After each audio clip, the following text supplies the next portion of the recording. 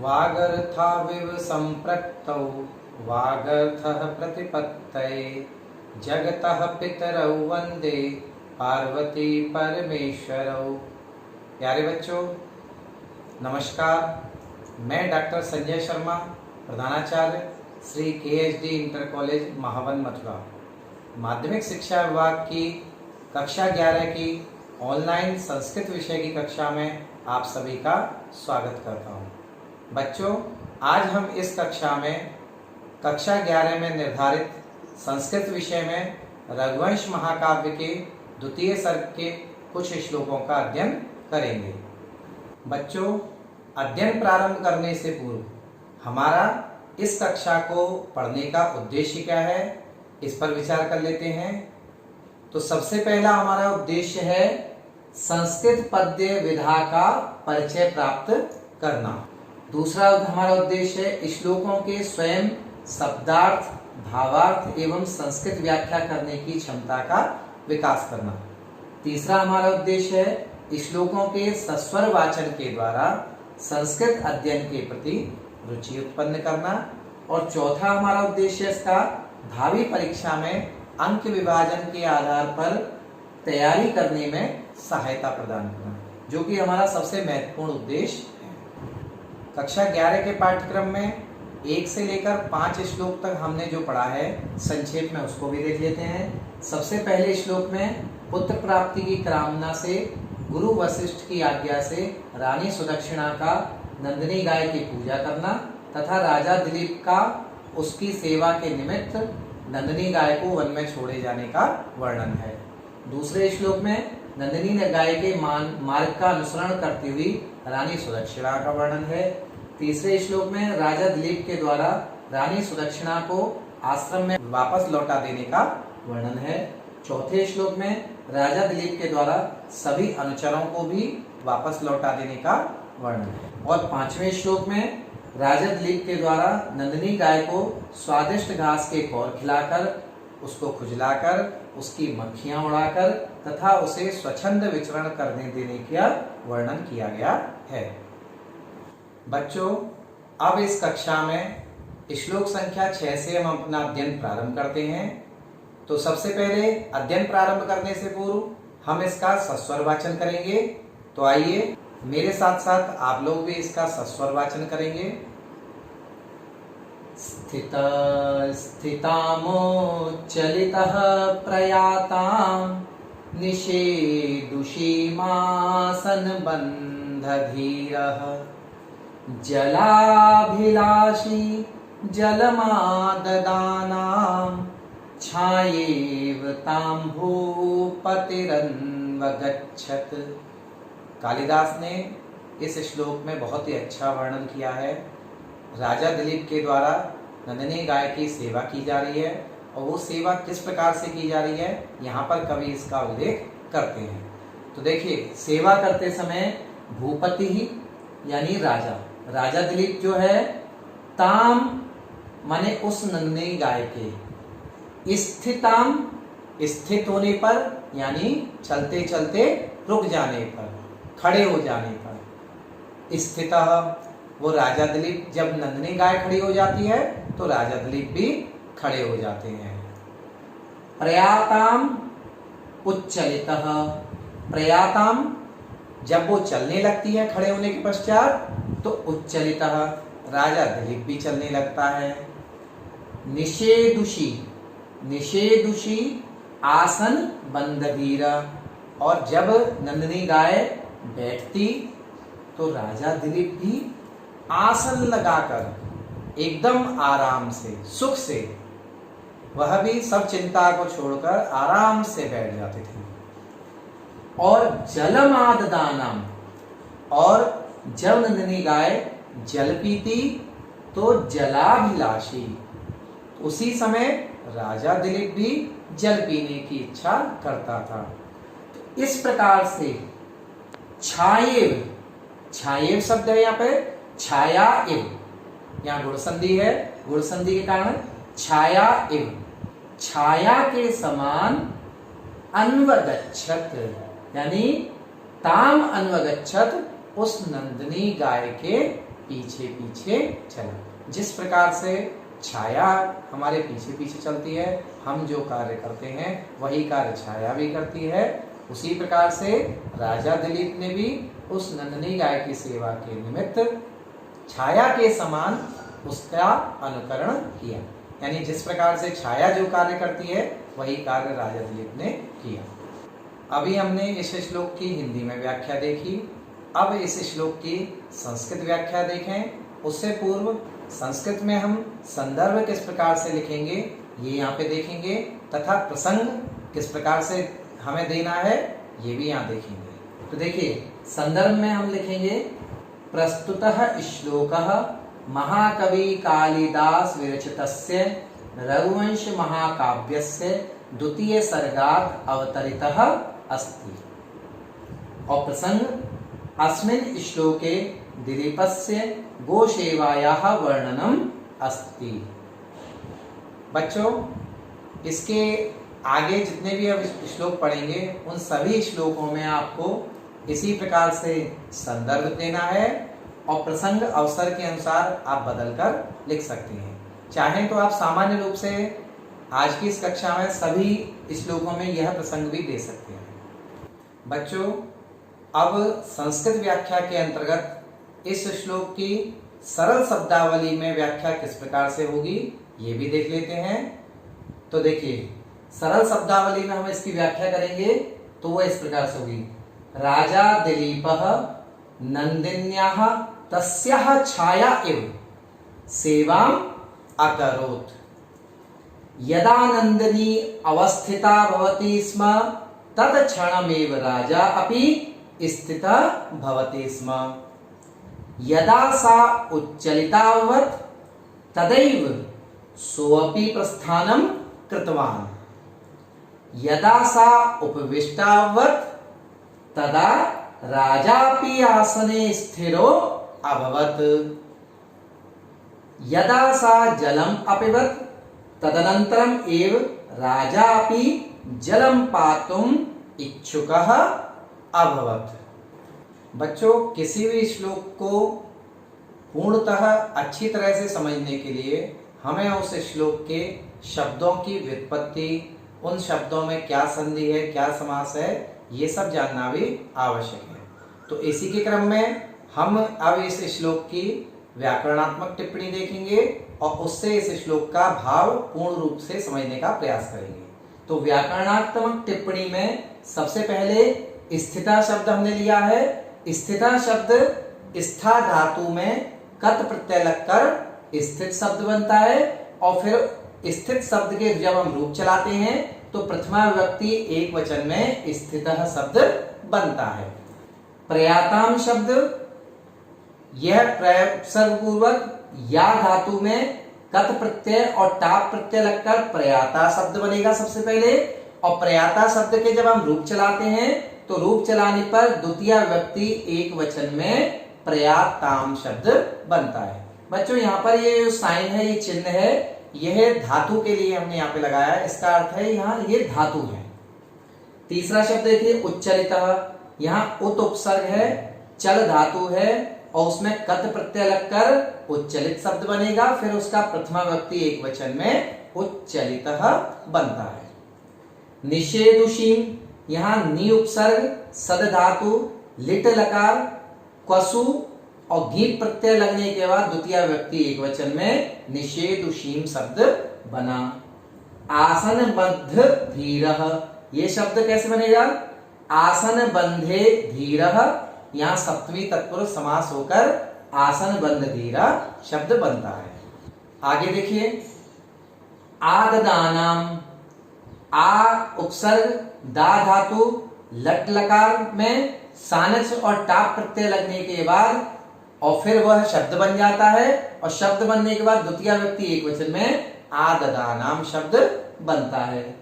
जलाभिलाषी शब्द कैसे बनेगा? देखिए, यहाँ जल शब्द है वह अलग से है और फिर अभिलाषी ये शब्द बनेगा। पहले इसकी व्युत्पत्ति देख लेते हैं। अभि उपसर्ग पूर्वक लश धातु में ऋणी प्रत्यय लगकर प्रथमा विभक्ति एक वचन में जलाभिलाषी शब्द बनता है।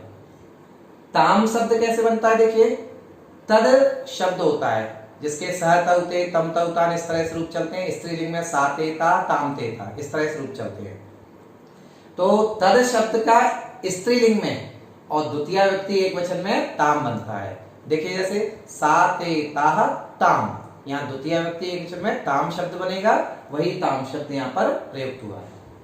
छाये शब्द कैसे बनता है, देखिए ये दो शब्दों से मिलकर बना है, छाया और इव। यहाँ पर छाया शब्द में आर है अंत में और इव शब्द में आरंभ में ई है, इस कारण से यहाँ पे गुण संधि हुई है और ये छाये शब्द बना है। अन्वगच्छत ये शब्द कैसे बना है, देखिए अनु और अगच्छत। अनु शब्द में न में ऊ आ रहा है और इसके आगे आ रहा है। जब भी यण के आगे, यण ई उ री और री, इन चार वर्णों के आगे हृस्व या दीर्घ कोई भी हो, इनके आगे कोई असमान स्वर आता है तो यण संधि हुआ करती है। तो इसलिए यहाँ पर उ आ रहा है, उ के आगे असमान स्वर आ रहा है, इसलिए यण संधि हुई है और ये अनवगच्छत शब्द बना है। यहाँ उ को यहाँ पर व हो जाता है, उ के स्थान पर व हो गया है, इस कारण से यण संधि होकर अनवगच्छत शब्द निष्पन्न हुआ। बच्चों अब इस श्लोक का काव्य सौंदर्य भी देख लेते हैं।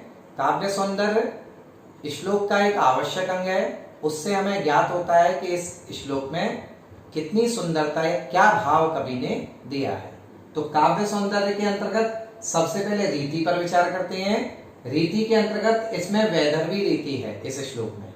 वैसे कालिदास के इस रघुवंश महाकाव्य के द्वितीय सर्ग में सभी श्लोकों में वैदर्भी रीति का ही प्रयोग किया गया। वैदर्भी रीति क्या होती है, मधुर शब्द जिसमें होते हैं, ललित रचना जिसमें होती है, समासों का या तो सर्वथा अभाव होता है या बहुत ही छोटे समास हुआ करते हैं, वह रीति वैदर्भी रीति कहलाती है। तो छोटे छोटे समासों से युक्त पदों का होना वैदर्भी रीति के अंतर्गत आता है। गुण यहाँ पर माधुर्य है, छंद यहाँ पर उपजाति है, इंद्र वज्रा और उपेंद्र वज्रा के मिश्रण से उपजाति छंद बनता है।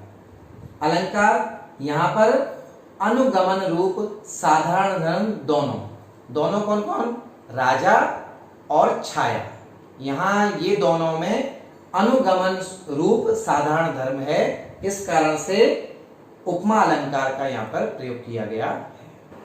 अब एक अगला श्लोक देखते हैं। इस श्लोक में राजा की तत्कालीन शोभा का वर्णन किया गया है। तो पहले आरंभ करने से पूर्व इसका सस्वर वाचन करेंगे। मेरे साथ आप लोग भी सस्वर वाचन करें। तो आइए देखते हैं।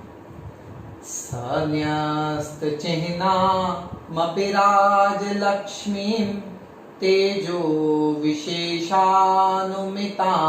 दधानः आसीदनाविष्कृतदानराजी रन्तर्मदावस्थद्वपेन्द्रः। बहुत ही अच्छा श्लोक है ये भी, देखिए। न्यस्त चिह्नामपि यानी राजा वन में आया है, नंदिनी गाय की सेवा के निमित्त आया है, तो सेवा के निमित्त उसको राजसी चिन्हों की आवश्यकता नहीं है। राजसी चिन्ह क्या होते हैं, छत्र होता है, चवर होता है, इस तरह से राजसी और भी जो चिन्ह होते हैं, उन सभी राजसी चिन्हों का राजा ने वन में नंदिनी गाय की सेवा के निमित्त इन सब का त्याग कर दिया है। तो न्यस्त चिन्हामपि, उसने अपने चिन्ह राजसी चिन्ह त्याग दिए हैं। और तेजो विशेषानुमिताम राजलक्ष्मी, लेकिन राजसी चिन्हों को त्यागने के बाद भी उसका जो तेज है वो तेज छुप नहीं रहा है, वो तेज प्रकट हो रहा है। उसके तेज से लोग ये अनुमान ले रहे हैं कि ये राजा ही है। इस प्रकार से राजलक्ष्मी दधानः माने राजलक्ष्मी को धारण करते हुए सह माने वह राजा दिलीप अनाविष्कृत दान राजी। अनाविष्कृत दान राजी, इसका अर्थ क्या है, देखिए हाथी जो होता है उस हाथी के कान से एक मद बहता है और जिस मद के कारण वह हाथी जवान है, युवा है, इस बात का अंदाजा लगाया जाता है और उसके बल का अनुमान लगाया जाता है। तो यहाँ पर अब राजा, वह राजा इस प्रकार से लग रहा है कि जिस हाथी की मद की रेखा अभी प्रकट नहीं हुई है, वह मद की रेखा अभी अंदर ही विद्यमान है, यानी जवान वो हाथी है लेकिन अभी मद की रेखा उसकी प्रकट नहीं हुई है। इस प्रकार से अनाविष्कृत दान राजी, माने उस द्विपेंद्र की, उस गजराज की मद की रेखा प्रकट नहीं हुई है। इस अंतर मदावस्था इव, यानी उसकी मद की रेखा अभी अंदर ही विद्यमान है। उस द्विपेंद्र इव आसीत, उस गजराज के समान, उस हाथी के समान वह राजा था। ये यहाँ पर ये कहने का भाव है, यानी वह राजा दिलीप उस प्रकार से लग रहा था जिस प्रकार से कोई गजराज हो, कोई हाथी हो, और वह हाथी जिसकी मद की रेखा अभी प्रकट नहीं हुई है, उस हाथी के समान वह राजा दिलीप लग रहा है। बच्चों, अब इस श्लोक की सरल शब्दावली में संस्कृत व्याख्या कैसे बनेगी वो देख लेते हैं। तो सरल शब्दावली में इसको हम इस प्रकार से व्यक्त करेंगे, गो सेवायै वनम गच्छता दिलीपेन छत्र चामरादीनि त्यक्तानि तथापि तस्य प्रभावातिशयेन सर्वे जनाः एषः राजा एव भवितुं शक्नोति एतादृशम् अनुमानं कृतवन्तः। तस्मिन् काले सः राजा दिलीपः बहिः अप्रकटीकृत मदजलधारः अतः अंतर्निहित मदयुक्तः गजराज इव शोभामानः आसीत्। अब इस श्लोक की व्याकरणात्मक टिप्पणी देखते हैं। व्याकरणात्मक टिप्पणी में सबसे पहला शब्द हमने लिया है न्यस्त चिन्हाम। इस शब्द की व्युत्पत्ति कैसे होती है, देखिए, न्यस्तानि चिन्हानि यस्यासा न्यस्त चिन्हा, बहुब्रीहि समास बनेगा इसमें, और न्यस्त चिन्हा शब्द बन के ताम, न्यस्त चिन्हाम ये शब्द बनता है। तेजो विशेषानुमिताम, तेजो विशेषेण अनुमिता, तेजो विशेषानुमिता, ये शब्द पहले बनेगा। फिर तृतीया तत्पुरुष समास हुआ इसमें, और तृतीया तत्पुरुष समास होने के बाद ताम इसमें लग के तेजो विशेषानुमिताम ये शब्द बनता है। राजलक्ष्मी, ये शब्द कैसे है, देखिए, राज्ञः लक्ष्मी, सीधा सीधा षष्ठी तत्पुरुष समास है यहाँ पे, राज्ञः लक्ष्मी, राजलक्ष्मी, और फिर उसमें ताम यानी द्वितीय व्यक्ति एकवचन में राजलक्ष्मी शब्द बनता है। दधाना शब्द कैसे बनता है, धा धातु लट लकार बनने के बाद और उसमें सानच प्रत्यय लगकर ये शब्द बन जाता है, और शब्द रूप फिर इसके चलने पर प्रथमा व्यक्ति एक वचन में दधाना शब्द बनता है। आगे देखिए, अनाविष्कृत दान राजी, ये शब्द कैसे बनता है, अनाविष्कृता दान राजी येन यस्यावा, यहाँ दोनों प्रयोग कर सकते हैं, येन या यस्य, इनमें से किसी का भी प्रयोग कर सकते हैं। तो अनाविष्कृता दान राजी येन यस्य वा सह अनाविष्कृत दान राजी, ये बहुब्रीहि समास बनने के बाद फिर प्रथमा व्यक्ति एक वचन में अनाविष्कृत दान राजी ही शब्द बना। आगे देखिए, अंतर मदावस्था, ये कैसे बनेगा, अंतर्गता मदवस्था यस्य सह अंतर मदावस्था, बहुब्रीहि समास होकर प्रथमा व्यक्ति एक वचन में अंतर मदावस्था शब्द बना। अगला शब्द देखिए, द्विपेंद्र, ये शब्द कैसे बनता है, द्विपानाम इंद्र, सीधा सीधा षष्ठी तत्पुरुष समास है यहाँ पे, द्विपानाम इंद्र द्विपेंद्र, फिर प्रथमा व्यक्ति एक वचन में द्विपेंद्र शब्द ये बनता है। और अब इसमें अगर हम संधि देखें तो द्विप इंद्र द्विपेंद्र शब्द बनता है। यहाँ द्विप के प में आ है और इंद्र के ई में, इंद्र के प्रारंभ में ई है, तो अ, इसके अ और इसकी ई दोनों मिलकर ए हो जाते हैं और गुण संधि होती है, तो इसलिए द्विपेंद्र शब्द यहाँ पर बनता है। अब इस श्लोक का काव्य सौंदर्य देखेंगे। काव्य सौंदर्य में जैसा कि मैंने पहले बताया था, रीति यहाँ पर वैदर भी है, गुण वही माधुर्य है, छंद उपजाति यहाँ पर है, अलंकार यहाँ पर इसमें राजा दिलीप का साम्य या समानता अंतर मदस्थित गजराज से दिखाने से पूर्णोपमालंकार यहाँ पर है। आइए अब 8वां नंबर श्लोक देखते हैं। इस श्लोक में राजा दिलीप का चित्रण किया गया है कि उस राजा दिलीप के वन में पहुंचने पर क्या क्या वन में प्रभाव पड़ा है। देखिए, लता प्रतानोद्ग्रथितैः सकेशैः रथेज्य धन्वा विचचार दावम् रक्षापदेशान् मुनिहोमधेनो वन्यान् विनेष्यन्निव दुष्टसत्त्वान्। कितना अच्छा कवि कालिदास ने यहाँ पे वर्णन किया है कि लता प्रतानोद्ग्रथितैः, देखिए जंगल है, वन में राजा भ्रमण कर रहा है नंदिनी निकाय के साथ, तो यहाँ पर राजसी साधन तो है नहीं है, तो इसलिए जंगल में जो चीज मिल रही है उन्हीं का उपयोग करके कार्य चलाना है अपना।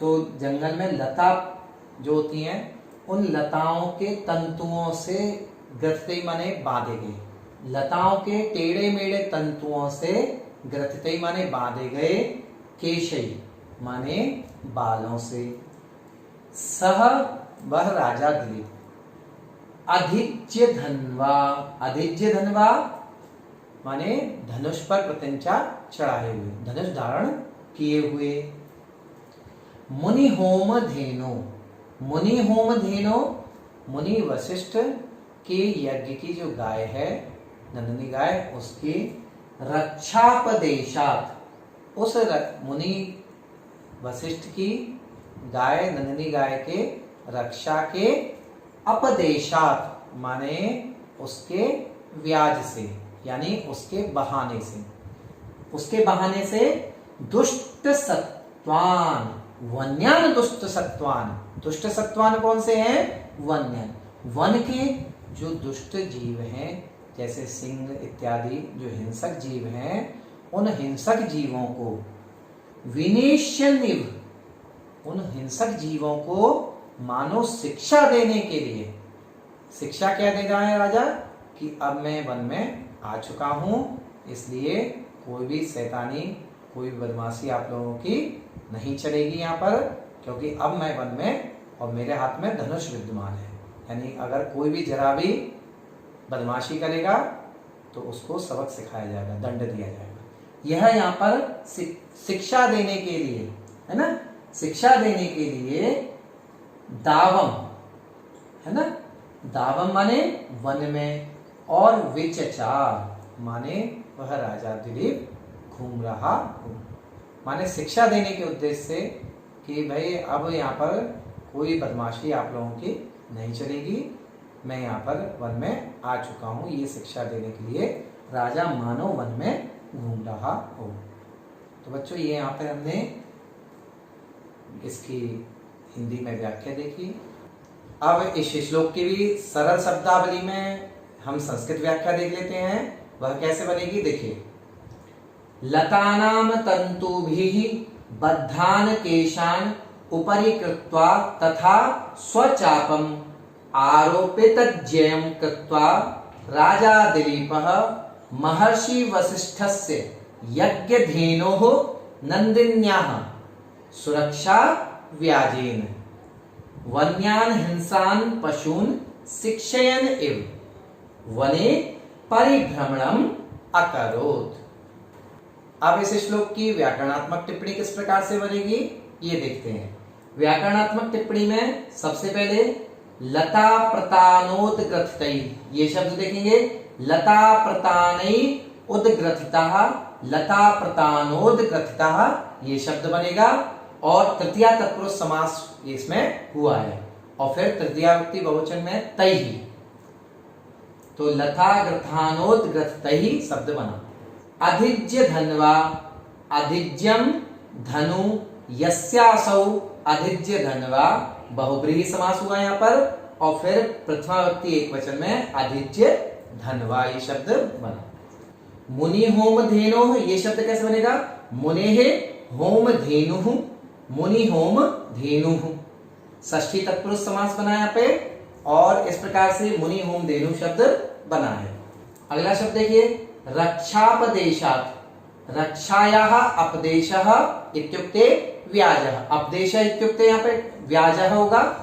रक्षापदेशः षष्ठी तत्पुरुष समास हुआ, और फिर उसमें तस्मात् होकर रक्षापदेशात्। विनेशियन वी उपसर्ग पूर्वक नी धातु में लिट लकार होने के पश्चात और फिर क्षत्रिय प्रत्यय लगने के पश्चात यहाँ पर ये शब्द बनेगा, और फिर प्रथमा विभक्ति एकवचन में इसके रूप चलने पर विनेशियन शब्द बनता है। विचचार वी उपसर्ग पूर्वक चर धातु है यहाँ पर, परोक्षे लिट प्रथम पुरुष एक वचन में और परस्मय पद में विचचार शब्द बनता है। अब इस श्लोक का काव्य सौंदर्य देखेंगे।